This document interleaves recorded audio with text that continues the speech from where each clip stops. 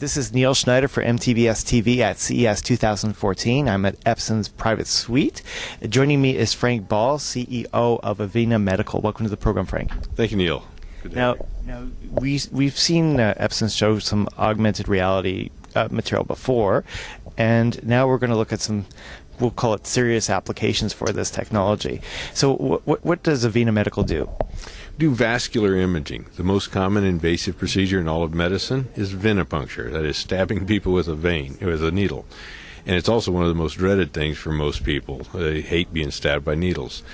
One reason it's such a challenge is because the nurses or whoever is doing the procedure can't actually see what they're sticking at. They can't see the veins.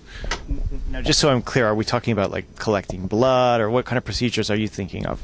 Well, collecting blood, yes, but most of the time it's starting IVs, just getting an intravenous line started. And to find the right vein, the best vein, not just the easiest to find, but the best placement for precision IV placement. Okay, so you need obviously something very accurate, and does it require stereoscopic depth perception as well? It does help definitely having stereoscopic, and using the Evena imaging system, the Moverio AR Glasses, we're able to see a true 3D image, because we actually are using stereoscopic cameras to see the image and then presenting two images up for a true 3D. Okay, so these glasses look somewhat different than what I had seen earlier. Maybe you could explain how these glasses work. Right, they use the Epson technology, but we implement them into a more complete platform that uses a number of other things. So normally when we say augmented reality, we're talking about computer animation sort of augmentation. This is real-life augmentation in that we're adding visibility that the human eye cannot see.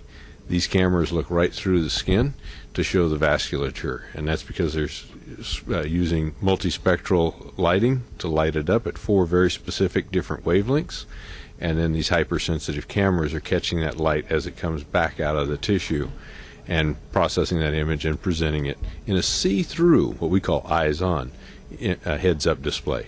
Now, there are certain advantages to multispectral lighting, I take it. Is there a reason why you're using this technology? There are. There are some techniques that use a single wavelength near-infrared technology, and that works nicely. In fact, our early versions use that technology. But working with our German supplier, we developed a patented technology, this multispectral imaging system, because the single wavelength, there were certain people that couldn't be imaged well. Using the multispectral, there's almost no one we can't see their veins real clearly. Okay, excellent. So how deep does it go? Typically it's 10 to 12 millimeters deep. The vasculature that we're after is normally 3 to 5 millimeters deep. So the depth isn't the big deal, but the clarity of the image is the big deal. And when it is deeper than the range of the multispectral imaging, then we shift gears without breaking the nurse's workflow. We go to ultrasound. And we do that using the world's only eyes-on ultrasound. So do you get a combination of images between the, what do you call the lighting? Multispectral imaging. There you go. Beam me up, Jordy, right? Yes, that's right. So the multispectral lighting plus the ultrasound, or is it usually one or the other? One or the other. Most of the time we can accomplish what we're after using just the multispectral, and that gets it underway. But if it's a grossly obese patient or someone similar who they can't see deep enough, then they can shift gears and go to the ultrasound as a second technique. Now, is this technology readily available now?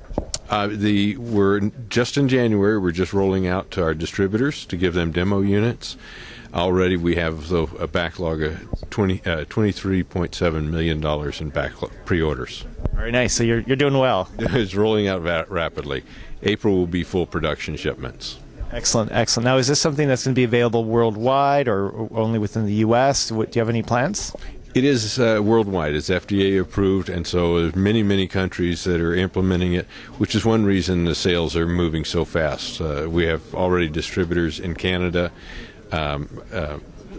Middle East, China, North Africa, Sub-Saharan Africa, and India.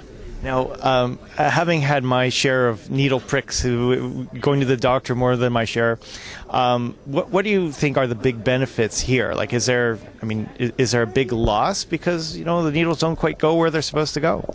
There can be, absolutely. There can be, aside from just the pain of it all, there's also, if it leaks, you can't see it leaking under the skin until the damage is done. And it's a relatively common problem. It's called infiltration, or in worse cases, where it's caustic chemicals being released, it's called extravasation. And it can cause very severe damage.